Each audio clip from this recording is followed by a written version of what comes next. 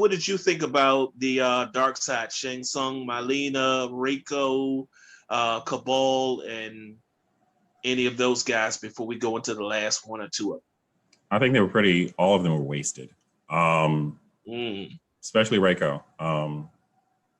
Maybe because he didn't say anything. Okay, I guess. Fine. I mean, it was a cool fatality that he was a victim of. Okay. Oh yeah. So that was a great moment. Popped him like a mosquito. Yeah. And unfortunately, I think Melina was wasted too. Although, she actually had lines besides just being there, that was nice. Right. But nah, that kid didn't seem it. Who was the guy who you were just talking about, the bro from Jersey? Cabal. Right. Yeah, he didn't seem very villainous to me either. Just a dude.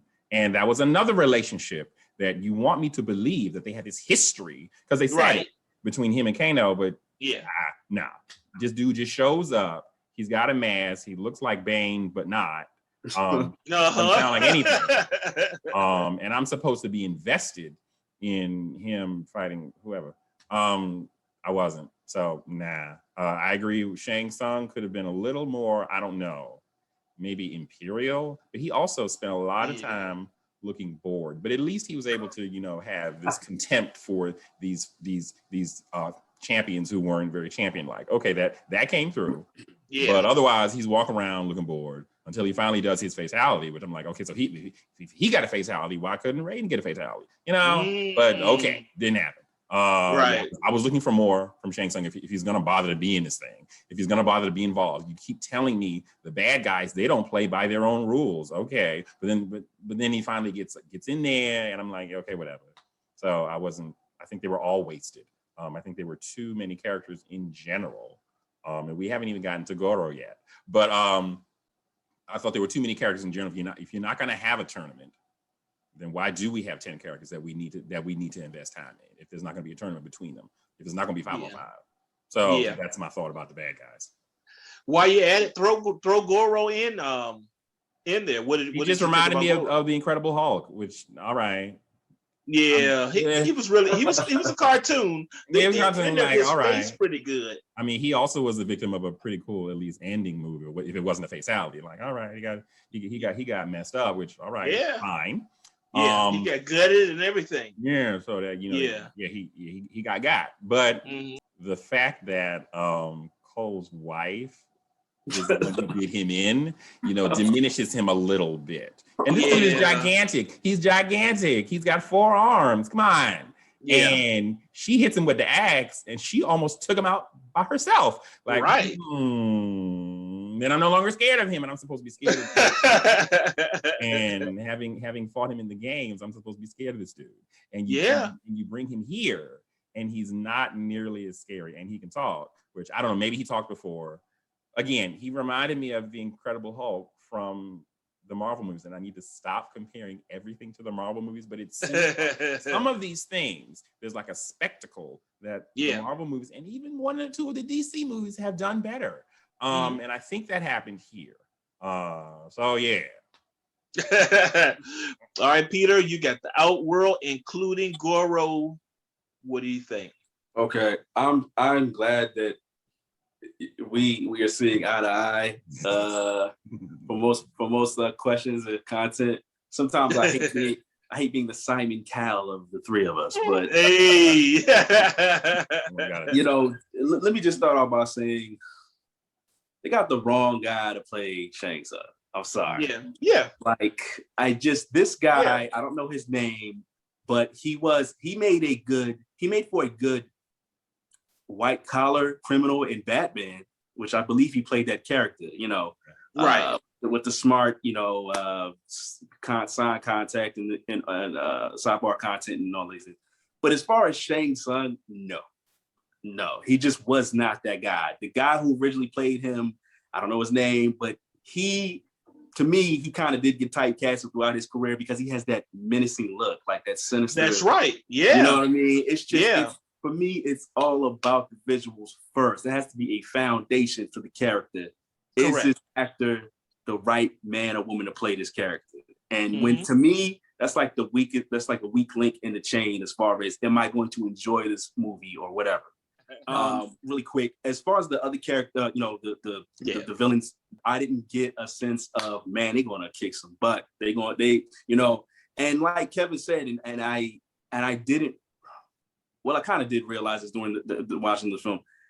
There was no tournament. There was just you got characters showing up, and then okay, so we're about to fight, but then Raiden, puts this, on hold. He got the whole, we can't touch each other, So I'm like, okay, and then all of a sudden, it's a fight ensues, and I'm like, okay, like, so where's the audience? You know what I mean? Where's the apex of this? You know what I mean? It's not there. It's just not there. Goro, I appreciated the visual effects of Goro. I did. I didn't like the fight scene prior to his death. The first thing this dude, he gets, the dude that shall remain nameless because we ain't need him in the first place. Exactly. But I did appreciate the armor. I appreciated that, and it I would say I did, and I'll tell you why. I'm gonna tell you why I appreciated the armor that he got. Because I like the fact it looked to me that when he was getting hit, it was charging him, or he was absorbing. Just like Black Panther. I thought they stole it from the Black Panther. Yeah. Exactly. So I appreciated that, but as far as the fight, no. The first thing so now he comes out, he's rejuvenated. My family's in danger. So let's go ahead. I'm gonna charge this dude. I'm gonna get in there and do what I gotta do. The first thing he runs to him and he grabs his arm. Like I did. I don't know. I don't want to nitpick the fight, but come on, son. Like the first thing you do is grab his. I guess he did break it. I gotta go back and see. But Kevin's right. His wife saves him. He was gonna die. I mean, Goro was gonna just probably rip him in half or whatever. He could be the next champion. Exactly.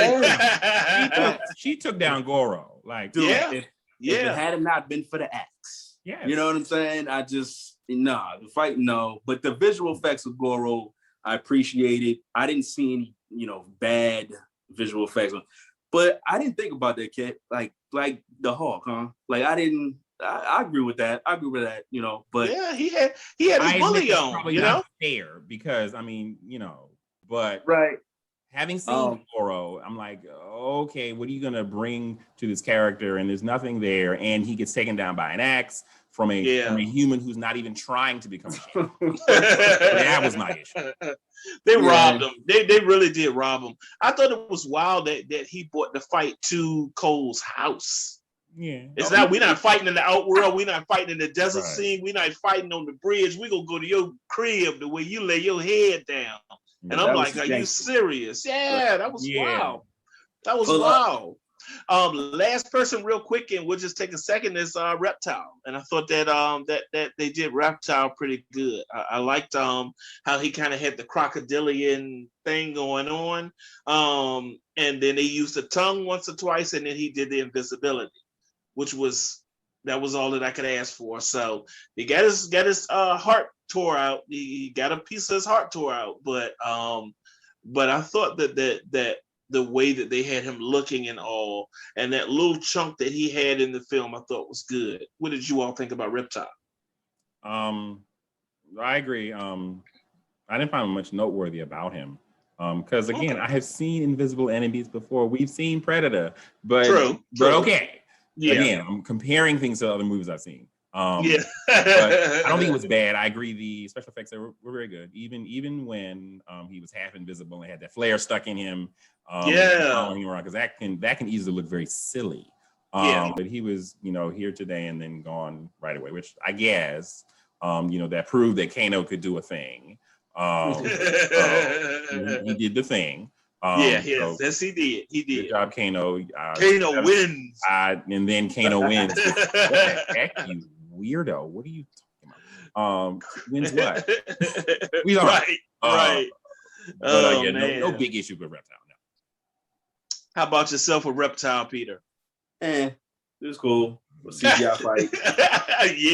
Another CGI. Yeah, I remember in the original film, they made him both kind of. I mean, even though it doesn't compare. The CGI, what we saw, a day or two ago, versus the one in the original movie.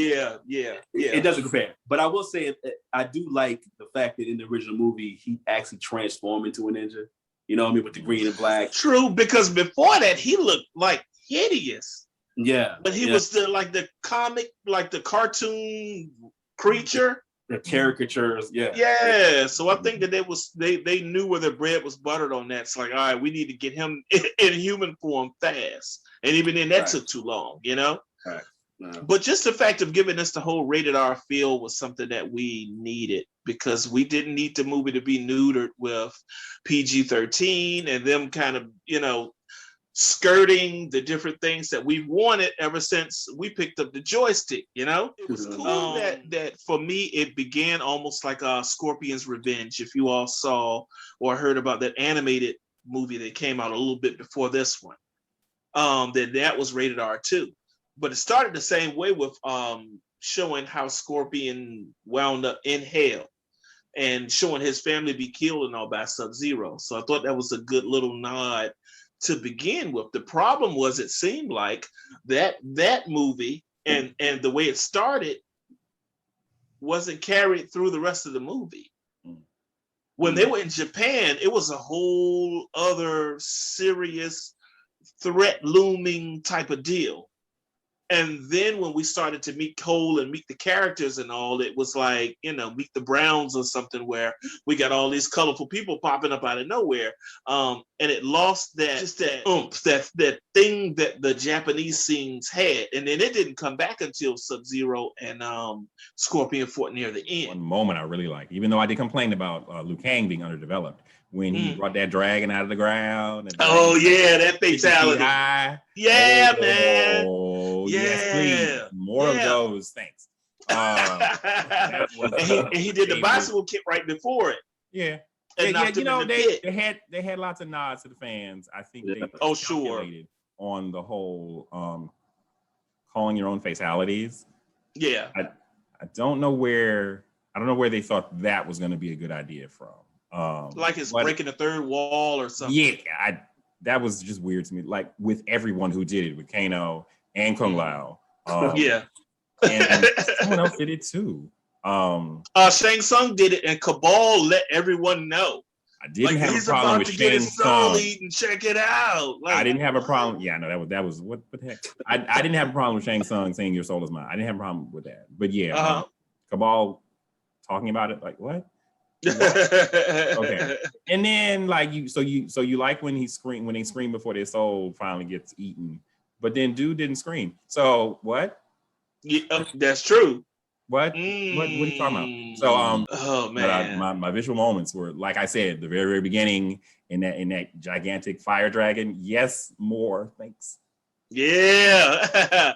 Give us something, Peter. What was one standout thing? You know. So I appreciated the beginning of the film. You know, it had promise. I was like, okay, they're giving us a backstory on both of these characters. And I will say this, as far as the beginning of this film, maybe he said something that I missed as far as who Scorpion was, because it looked to me he had goons. He had guys that were protecting his property or his family. So I don't know who he was. Did they explain who he was? Like, I guess he was somebody of utmost. They'll probably save that for the sequel. I think they were saving a lot for the sequel, which is risky because, you know, if you must have known this was going to be successful. Yeah, I mean, you know, they didn't explain it, but he was like diplomatic or something. I don't know. But I appreciated that. I just thought it was going to be, you know, this it's rated R. Let's do it. You know what I mean? So I appreciated that. I appreciated the scene when Sub-Zero first came after the main character's family. Yeah, where it started snowing at first. Yes. Yeah. The hail, I guess it was snow, and then it became big chunks of ice or hail. Yeah, snowing in July. Yeah, exactly. In July. Yeah, exactly. I appreciated that. I appreciated the strong the characters that did make sense or the actors that made sense for the characters. That was a strong point. But as far as everything else, calling their own fatalities, choosing the wrong character for the films, it just does not give me the satisfaction of saying that was a good film. That was my childhood at its finest. That's why I'm afraid. Real quick, I heard that they're doing a script for Thundercats, and I'm like, I said, I know that's another segment, but it hurts me, man. I mean, Michael, he messed them Ninja Turtles for a brother. Yeah, Michael Bay. Yeah, Michael Bay's doing that. No, I don't know if it's Michael Bay, but I don't think they got a producer yet. I was about to write a strongly worded letter to somebody. There you go. Yeah, try to curb it a little bit. You know what I'm saying? Not him on that. Lee. I don't know, guys. It just, I'm a stickler for. I'm old school now. I just want it. If it kind of like if you're gonna make a movie, if you're gonna make a movie called The Ten Commandments, shouldn't the Bible be the script? Right. Exactly. Yes. Shouldn't it? Exactly. I agree. You know what I'm saying? I agree. So you got to have a strong foundation for these films, man.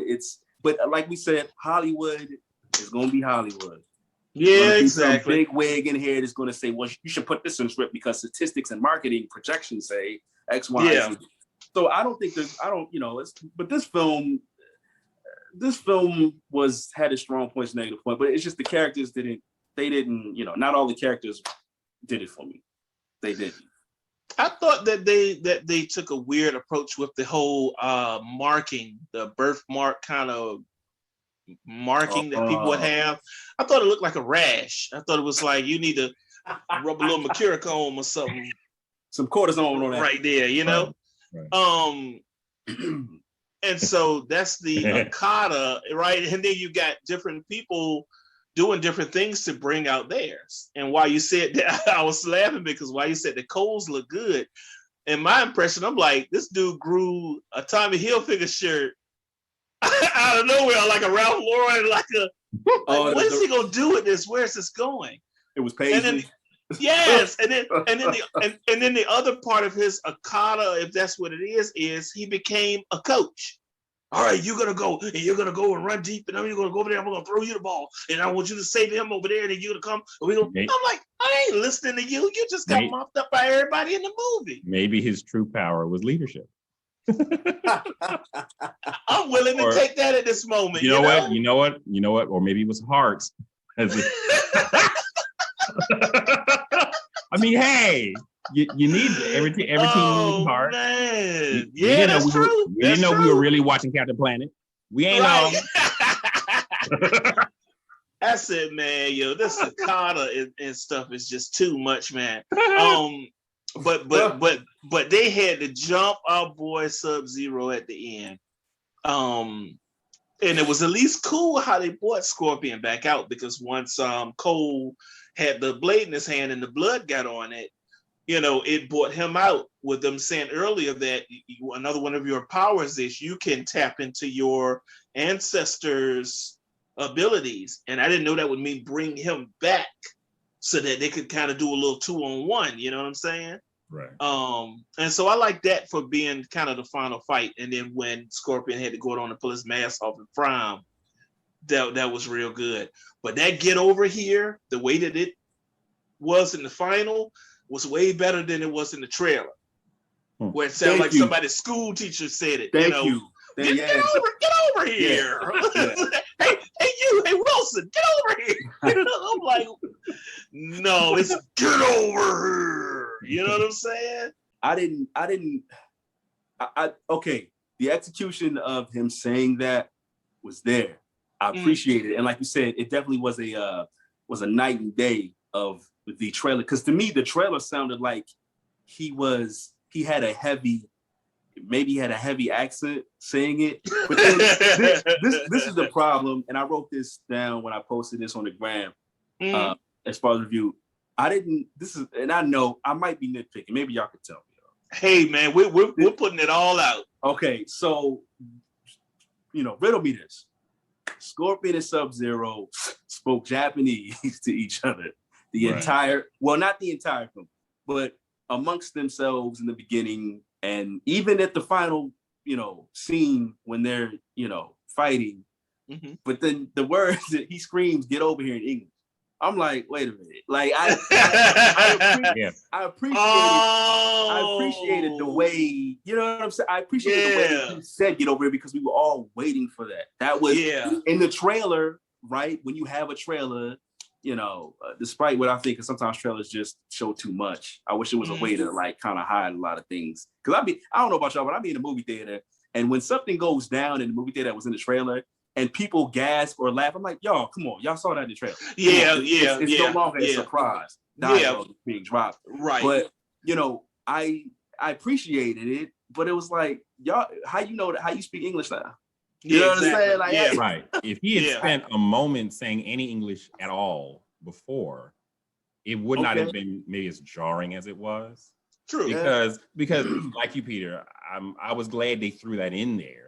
Because what is Scorpion if he doesn't say that? But in this movie now, you've established that he don't speak English.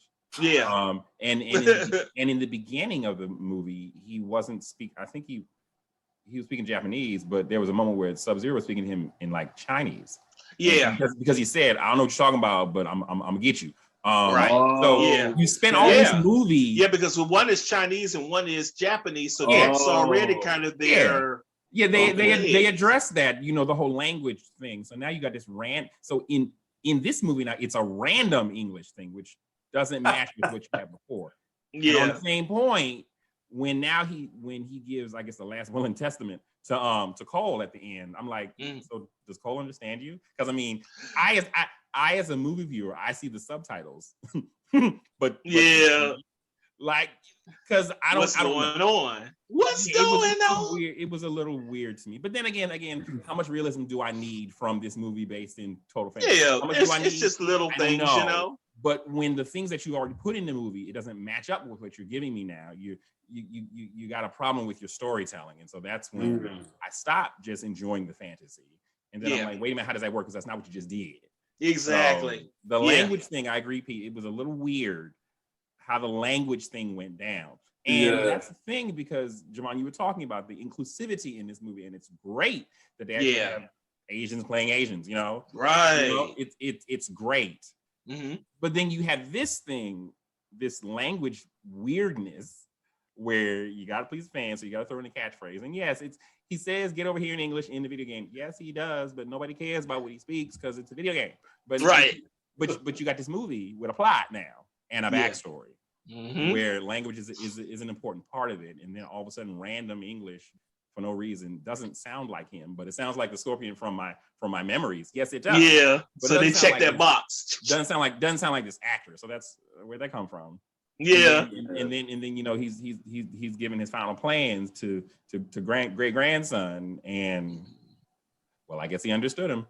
Because he definitely, because he didn't look like he did understand. Okay, but that was just another language thing that was just a little weird to me. It was really weird. Yeah, inconsistencies. Yeah, it's like, you know what across I mean? the board. Yeah. How about when Kano said what we've said? I guess people who have played Mortal Kombat have said at a certain point or another, because you'll have a guy who is his first time playing, and you show him the buttons to punch and the buttons to kick, and he just continues to hit the punch button repeatedly, and somehow he's winning. So you say something to the effect of, is that the only move you're going to do? Mm-hmm. And so Kano is out in the desert rumbling Liu Kang, and Liu Kang caught him with the leg sweep. And Kano got back up and got leg sweeped again, and he says, is that the only move you know, mate? I said, no, they didn't have him say that just like we used to say it. Yeah. That was just a little bit of nostalgia right there, you know? You know, we've complained before about video game movies created by people who don't know anything about video games. That's right. It's clear that somebody who played the game had a voice in it. Somebody was taking note. Somebody was taking notes. Somebody knows what the game was about. And I don't care how small their role was. I think it is shown that, you know, I believe they did actually respect the material. And I mean, video games don't have plots. So that's actually a tall order. But I wouldn't say that I think whoever the team was who came up with this movie is like totally out of touch. Somebody in touch had some kind of input. Great. Yeah. But I think, you know, that can be married with people who know how to make movies, who can make a plot that makes sense, can coach your actors to get the most out of this character that you're putting on there. I think that can be done. It's an open question as to whether anyone has done it right yet. So I'm not going to say that this is the best video game movie. I wouldn't say that, but it's, you're right. But as far as recent, it was fun. It was fun. It's not. I don't think it's definitely not the worst. Nah, it's not. Yeah. A couple of the characters were colorless. Like I said, Sonya was really colorless. It was funny when Raiden came up with sizing up the champions, and he said something to Cole like, "You don't possess the physical or the mental skill to win a fight." Bye. And then and looked over and noticed Sonya and was like, "And you don't even have a marking." And I said, "But what is the reason that she is getting put down from all angles?" Right. So I guess you were supposed to feel some kind of way when she finally caught her rash after she killed Kano with the gnome to the face, that he had spit on or whatever. So I said she finally got her little, got a little itchy popping up over there. So I guess now she can do her thing. But what in the great, what in Zeus's hands did she shoot out of her wrist to kill Marlena? What came out of her wrist? What are Sonya's powers? Spider-Man cartridges. No, I don't know. that wasn't her finishing move. I don't know. No, I've never seen that. I don't know what that was. And it cut a perfect hole straight through her like a cookie cutter. Right. I mean, yeah, like I said, some of the people they have there are kind of thrust upon them. So there was a whole thing. They spent a lot of time on the whole training thing, which was really just so they could get their special power. But she kills one person and she becomes an instant expert. Right. With her sonic boom, like, all right, I guess. Because I was the one complaining that she spent so much of the movie not doing anything but talking. So I guess I should be satisfied when she finally gets some fighting me, and she did. She killed Kano with her bare hands. Good job. Yes. And then she got magical powers now that she's like an expert with like no training. Maybe all that training happened off screen. It happens, but. Yeah, I don't know what I wanted from her. I don't know what I wanted. Right. So, a quick question for everybody, and I'll start off with you, Peter. Who is Cole going to recruit in addition to Johnny Cage? Which we gotta see Johnny. I mean, come on, kid. We gotta see Johnny Cage get in there. He should have been in here for this one, and I wonder what was the reason of saving him. But I bet he's gonna be a scene stealer, just like Kano was. I stopped playing video games avidly probably like in the 90s. So like early I was kind of like that. Yeah. So like all of these characters, there's a lot of them. I mean, there was a lot more than the original game that came out in the 90s. Yeah, because I don't know who was the young lady with the bat wings. Who was Batgirl? Her name started with an N, but that's all. I don't think I'd ever seen her before. I have not a clue, and that's what I'm saying. I should have been a little bit more prepared for this.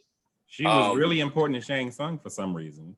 Yeah, he brought everybody's attention to her. Yeah, Look at my like, beautiful. Isn't she beautiful? I'm like, why do I care? And then I don't remember if he had a reaction when she finally got split in two. So I'm he didn't care. So then why he put her out there, and that was it. Why spend all this time in your home crib talking about how good it is, and then anything? She flew up high in the air. Yeah, not do anything when she is horribly, murdered. Like she swooped down and Kung Lao get this. To me, that is another mismatch. You got the character who clearly cares about one of his henchwomen. But then when she dies, not a word. Like he was like, why do we have those? I mean, either you care about your henchman, your henchwoman, or you don't. It's crazy, man. When it comes to acting, there were some brief moments of clarity, but the majority of it was just, it was either colorless or it was depressing or it was boring, or it was frustrating. And when it comes to the script, which I would give like a 1 out of 5, I could have wrote the script with like, Kev, some of that invisible, the invisible pens we should have that you hold up to the lamp, you write it with lemon juice, and then you know. No, you didn't say that. I could have wrote the script in like in a phone booth with just enough space just to move my arms when I got. You did not say a phone booth. That's funny. Rewatchability. I've seen it twice, and just to have some fun, and especially when they start to cast new movies off of this, I think it'll pick up with being rewatchable. So I'm not going to hit it too hard on that. The directing, this was a first-time director. So, wow. Come on, you need to knock somebody on the head and say, you know, what are you thinking? You know, he can only do so much. But the fifth element would be that nostalgia. I had so much fun. It was almost like I was watching the game. It brought me back to all of the moments. Like we said, Mortal Kombat. So overall, I think I would just say I saw that. You know, maybe on the 1 to 10 type of thing, I would maybe go with maybe about a 7 or so. Kev, what did you think about it overall? So like I said in the beginning, I did like it. What did I like, since I've complained this whole time? I agree that the nostalgia factor was there. There were these moments from the game that I appreciated seeing, even though the weird ones I was like, what are you doing? So I think the thing I really liked, since I didn't really like much of the acting, didn't like the script, didn't like the extra plot, didn't like these relationships that I didn't believe, but I did like the choreography. And as I said in the previous video, I liked the fighting. The fighting I did enjoy. So altogether, if I had to give it a number 1 out of 10, I'd give it something like maybe like a 7, a 6 or a 7, a 7. Okay. On our scale, I'd give it a high. I liked it. And what I appreciated was I did see it again. I saw it with my wife the second time. You know, she enjoyed it, not knowing anything about the video game. And as I said, good. I think that's pretty good. You got a movie based on a video game that doesn't really seem video gamey, except for in the movie. And then someone who's not into video games can still enjoy it as a movie. I think you've done something good there. Right. Gotcha. Peter, bring it home. What did you feel about the movie overall? Well, real quick, I think I'm going to give this film, if I had to, you guys are giving it a number scale, I'm going to give it a letter. Okay. I'd probably say I'll give it a C+. I thought so. Okay. And you know, like I said, man, it's got to be strong representation of characters. It's got to be the right man for the job, man. If it's not, I'm not going to enjoy it. It's just the whole visual thing with me. Real quick, to answer your question about who's coming next, Nightwolf has to be in there. And the reason why I say that, as you guys were talking, I remember Nightwolf came in the sequel to Mortal Kombat. Right. I don't believe he was in the tournament. Was he in the tournament? I don't believe he was. I don't think so. I don't know why, but I don't think he was. Yeah, he made that. It was a cameo appearance when somebody was going through and smoking some peyote. I don't know. Somebody. It was fire. You know what I mean? Yeah. He just made his a cameo appearance. But that's one character I believe that has come. I mean, you could argue like Cyrax and them characters. It's coming to me. Smoke now. It's a little New bit more. Cybot. Yeah, exactly. Yeah. But Smoke would be a good one. I think Smoke would, but like, you know, I think we all in agreement as far as it's got to be some backstory somewhere as far as better. I think I guess what I'm saying is there's room for improvement on this film. I think that they need better writing. They need better direction. Yes. Yeah. So I give it a C+ overall because of the lack of the right actors for the job. Gotcha. You heard it first. Everybody out there, what did you all think about it? And I'm going to ask you all a question at home and ask my esteemed colleagues also, and we're going to talk about it a bit offhand in the bonus section. Who was the baby that Raiden rescued? If you guys at home can answer that, and also if you could click that like button for us and become a member of the team, come on, hook us up with that little subscription deal. We would greatly appreciate it. Until then, this is Mortal Kombat Review. Mortal Kombat! Mortal Kombat! And we will see you all next time.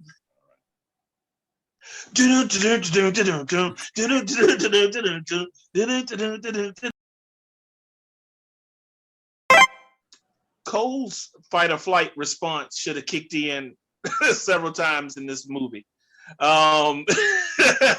He got balled up by I think everybody who decided to face him, including the guy in the beginning with the whole MMA fight and all that Jax went and saw.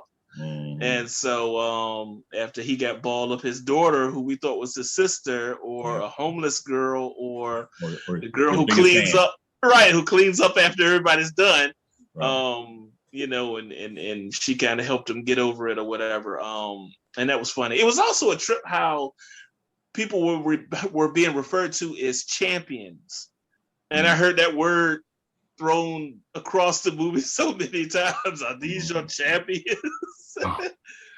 It kind of lost its luster after like the second time I heard it. You know what I mean? Pretty much.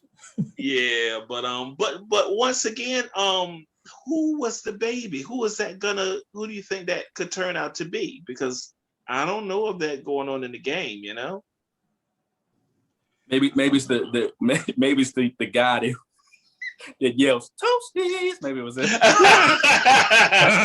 or how about babality? But it's supposed to be like a little girl. So yeah, it's a little girl. I don't know, Cole's great grandmother. Right. I think they painted themselves into a corner with that one. I thought it was going to be Cole. I thought that right, because I missed the fact that it was a girl. Even though the little boy at the beginning said, "Hey, can I take care of my sister?" I missed that. So yeah. I was thinking that this baby is going to grow up to be the next champion. It didn't happen that way, so I was slightly confused. And when then we focus on this random dude who's wearing yellow like Scorpion, but this dude can't be Scorpion. And his first fight, he taps out. Right. So my question, even though I didn't say it that way at the time, was like, is this the champion?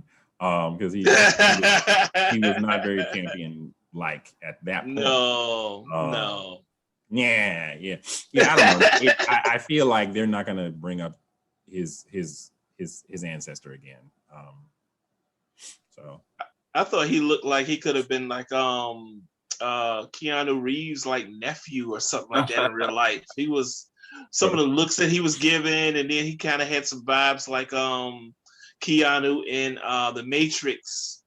Like he was trying to do him but couldn't. And it was a part when Kano said something to the effect of, "Hey, pretty boy." And when he showed over the coat, he was trying to give like a smoldering look. He just looked like he'd smell something bad or something. Yeah, that's the problem, right? When you got this movie focused on this one character who's not acting. Like, yeah, it doesn't work well. What's he doing? Thankfully, the rest of the movie happened kind of like around him. So yeah, that's a little Keanu-like, because in some of Keanu's things, the movie is happening around him. And yes, and that's the like great I said, part. Pinocchio. Not so much Keanu's acting, yeah, but the fact that he fits in this great movie that's happening around him. Because I think that's kind of what's going on in John Wick as well. But in John Wick's not even a problem, because John Wick, the movie and the character are fantastic. But in this movie, this movie's happening around Main Man, and he's just not very compelling and not very interesting as a person. So, and as I had mentioned before, his wife and his daughter are there, and I'm like, who are these two women in his life? Because he acts like he couldn't care less about them. And it turns out that his daughter's friendship bracelet is the thing that saves him, because that's the thing that begins his his transformation into wow, you're killing me. I forgot and then also that. see, family did it. Maybe that was the true message about this, that the one closest to home are your, I don't know, something. I don't know how to finish that sentence. But we know that his wife took Goro out so he could kill him. That's but right. Remember, his daughter said, "Do your uppercut, Dad." Yeah, so and he cut his lip, reminding him again because she was beginning to do the uppercut or something. Yeah, and he didn't do it. He didn't do it. So if it wasn't for daughter, he wouldn't have won. So like maybe that was a true message of this movie. That's a good point. The importance of family. I don't know. Were they trying to do that? Because he really only kicked into gear when his family was threatened. Right. So that's what happened. Maybe that wasn't the theme they were trying to do, but it's what happened with this guy who's a total blank slate with this family that I don't believe is his family, but they're the ones who are so important to him and his development as his family. Like, right. Was that on purpose? I don't know. yo, Peter, why did the Outworld look so cheap? Man, look, you know what? Both of y'all, it's like when Shang Tsung would be telling them what time it is and how we're gonna act and everything. The three of them walked up like they were doing cosplay, and I'm like, why? It was a weird angle over their bodies, and it looked like a little league team, trying to pick their last, play. Little league. Yeah, like to win in front of their parents. They're like, they're standing like this to him, and the Outworld looks like it's been shopped in. It looks like green screened. Look like a vacation spot. I don't know. It was weird because like it looked like come to right to the mall. So I don't know to the vistas of hell, right. or something. But that's a good point, man. I didn't even think to discuss this. Come on, man, it's Outworld. Look at the first film. Look at the first movie. Look at the first movie. Yeah, you did not want to go there. That was like that was worse than a bad neighborhood. You just didn't want to go there. Right. This one was daylight and I don't know. It was very well lit. It really was. Very well lit. Almost to a fault. That's a choice. Outworld didn't seem like a scary place. It should seem like a scary place because these are the bad guys. Exactly. So their home base should make me feel like they're the bad guys. Right. And I feel that was underdone. I think they could have done something to make their setting, their home turf, match the evil. They're supposed to be evil. Yeah. If they win one more fight, well, again, we didn't have a fight, but if they win one more tournament, yes. If they win one more tournament, the whole it's a wrap. Earth is lost. It's supposed to be a wrap. And it's not even a lair, right? How does the villain not have a lair? He's got a throne, all right. Right. He got a bridge that's too narrow. It's got little spikes on it instead of guardrails. Okay. Right. Yeah. But like just the rest of it is like really well lit, even though it's kind of overcast. It's like we should have seen them pull up to the spot. Like, all right, look, let's stand over there by that tree, and we're gonna talk to y'all. We're gonna huddle up real quick. It's weird. It was just any old spot in Outworld. Yeah, it was weird. I felt they didn't give enough thought to it. For it to be what it was. This is like weird.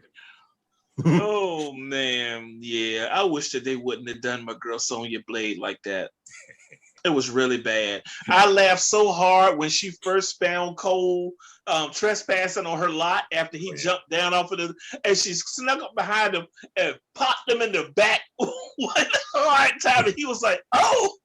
Right. And then she starts this combo, and I'm like, "Wait a minute, that's how we got to meet her?" Yeah, that's how she says hello. That was her intro. With some fists. She said, "Wow." No, let me tell you what I didn't like about that thing was when he's like, "Show me your mark, and he shows the mark and he like doesn't show it. I'm like, wait. Yeah, it's like this little tattoo, like you always said, it looked like a rash anyway. It's not that big. So he shows it to her, and it's like half of it.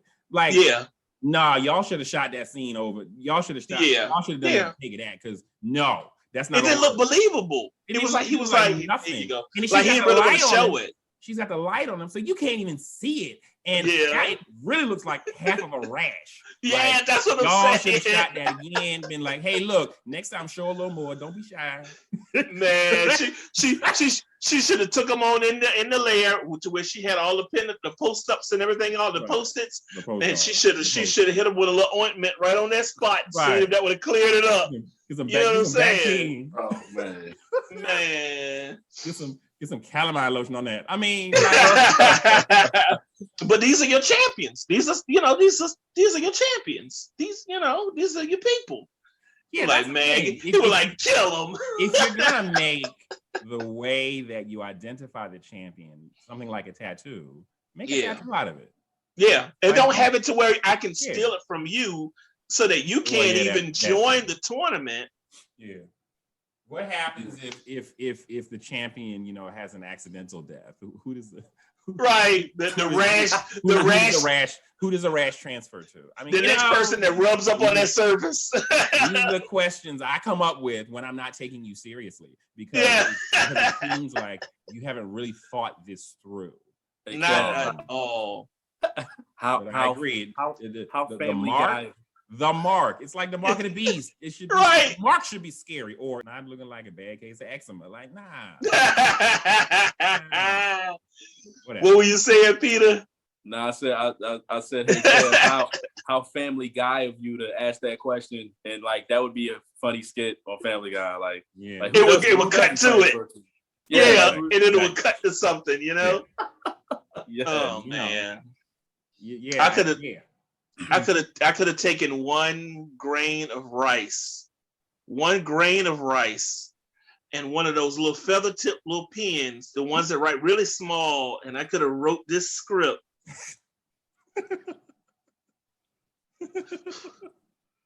And it would have been better than what we did. Man. Okay, that's what we got. That's what y'all wanted to give us. Kano with the laser though was cool when he was excited to see, when it shot, and then he says, "Was that it? I mean, I got a laser. You got fireballs and you got I got a laser."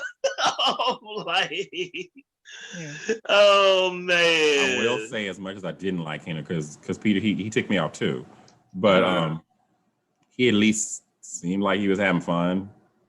He really did. He did seem like he was having fun. So because if the wise guy isn't having fun, that's a failure. So that's true. Yeah, that's true. Yeah. I get it. You know what? I gotta actually go back and look at when I real quick about the bicycle kick, because I have to go back and look at it, and I don't think I was paying attention. No, I'm gonna say this real quick. One of the low points of the first Mortal Kombat film was when Liu Kang did that kick.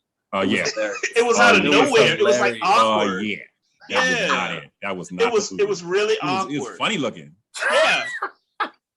But to really execute that in real, I mean, it looks great when he does it. Like when we play the video game and he would go quick across the screen. It's rapid. I mean, it's like you know what I'm saying? Yeah.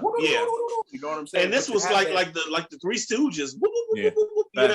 Right. Yeah. But see, that's the problem when you turn a video game into a movie. The things that we take for granted in the video game look ridiculous in a movie. So that's when, in addition to having someone who's actually played the game in the room somewhere, then you got to have, if it's not the same person, because it's probably not, a movie person who says, will audiences respond to this? Will it work on screen where you're not playing? We said this we said this. If you're not playing a game now and you're just watching, does it still work? Right. Yeah. So that's what happened there. The first entry of the bicycle kick, it looks stupid. It really did. It really did. It looked okay on this one. How about real quick when Kano kicked Cole off the plane and said, we haven't got all day, princess. And kicked him. And I'm like, did he really go off the and Sonya Kano looked like, how you gonna kick the dude that we just met the dude? How you can and you can imagine him being like flailing, right? Oh God. Flailing. We haven't got all day, princess. And just kicked him in the back.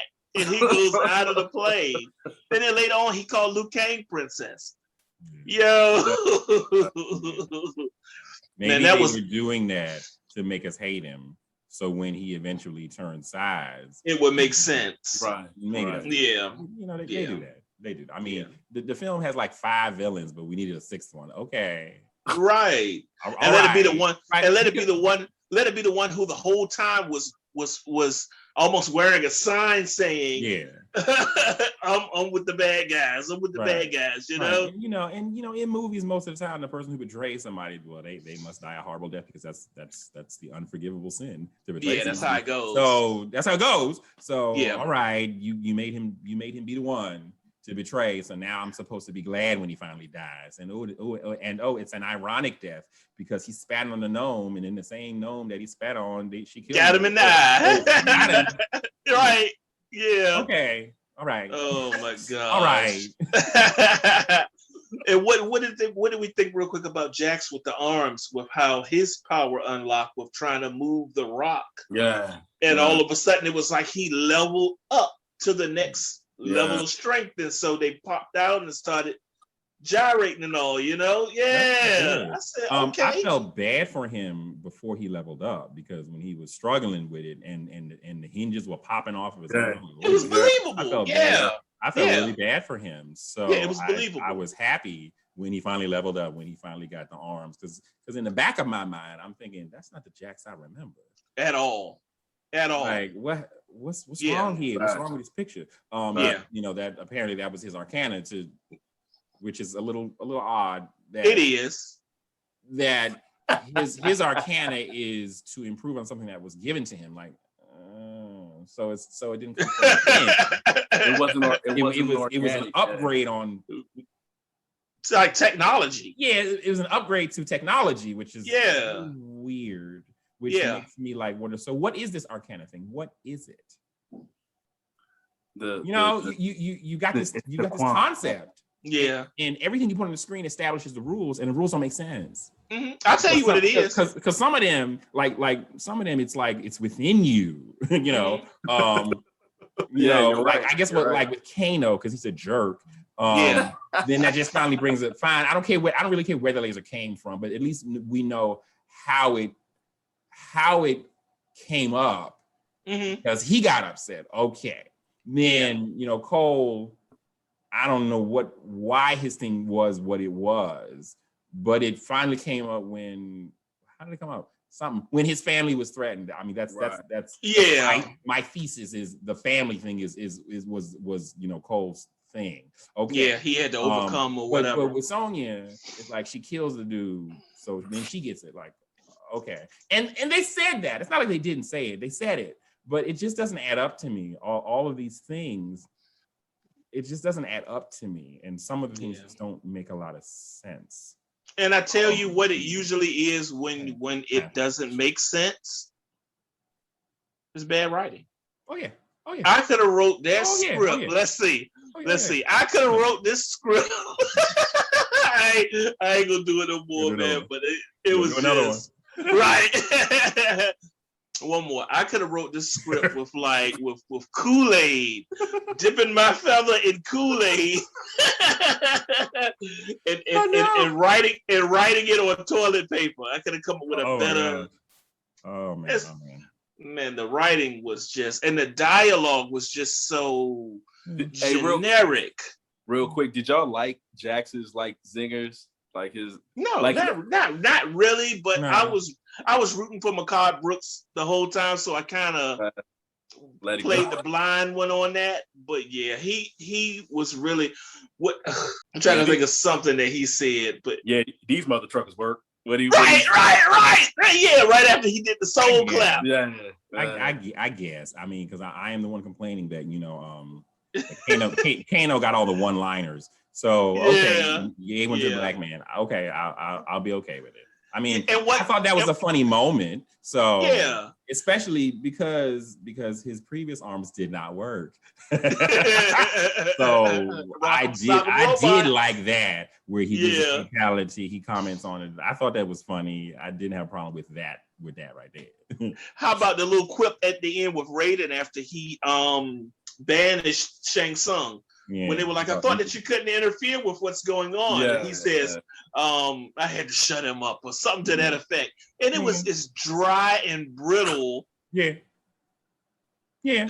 I said, what? Yeah, I mean, I think if Raiden had been a little more witty earlier, that would have worked better. Yeah, it was awkward at best. It was really awkward. I mean, because it's true, Shang Tsung did a lot of talking.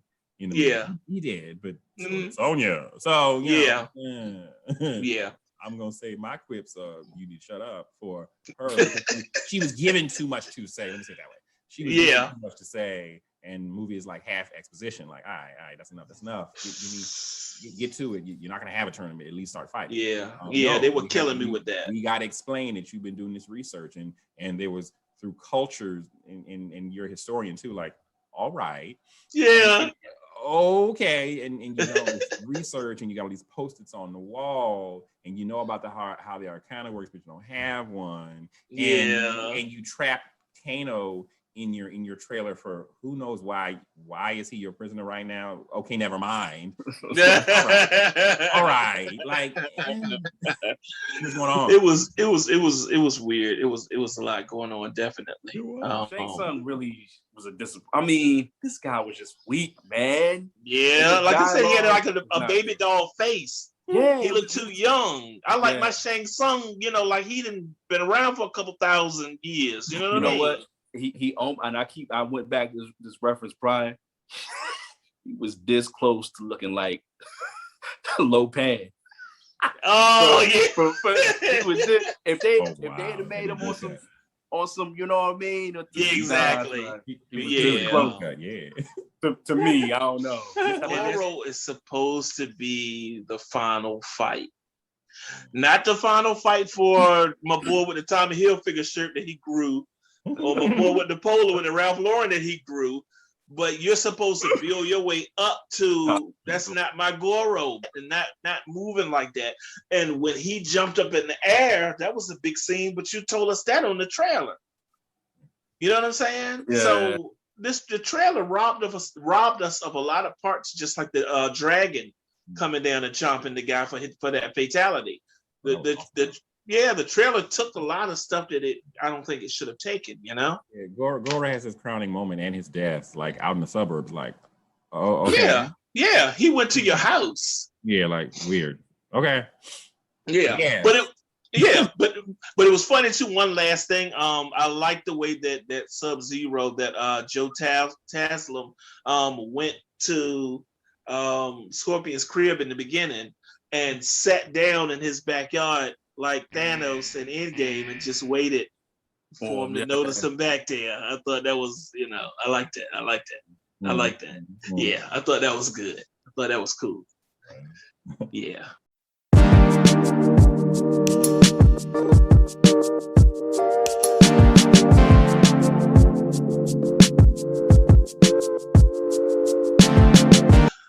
Gentlemen, we've done it again. Okay.